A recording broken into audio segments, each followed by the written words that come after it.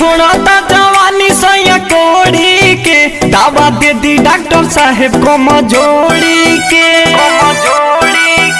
रोज छोड़ता जवानी सैया कोड़ी के, दवा दे दी डॉक्टर साहेब कमजोरी के। बाटे नानी उमर तोर देला कमर, रोज सुतता बेचारा के ओढ़ी के।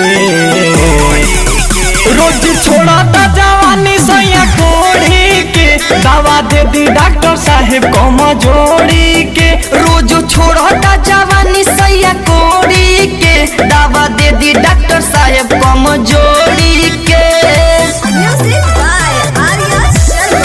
Mix by Goluraj recording studio Baghauch घाट।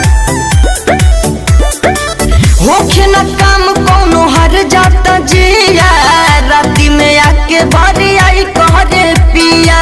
राती में आके भरी आई होखे न काम कोनो हर जाता जिया, राती में आके भरी आई कहरे पिया।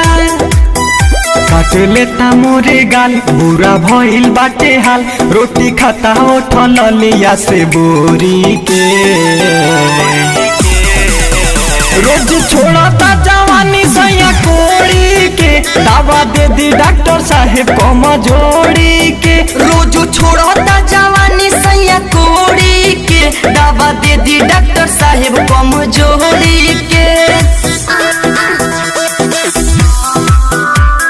Mix by Goluraj recording studio Baghauch घाट।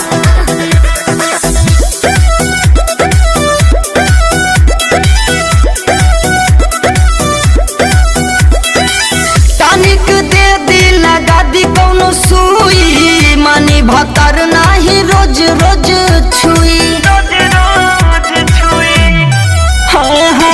तानिक दे दी लगा दी कोनो सुई, मानी भतर नाही रोज रोज छुई। राइटर पंकज मन बड़ा करता गजन, पिया गोविंद पर आग छुए ढोड़ी के।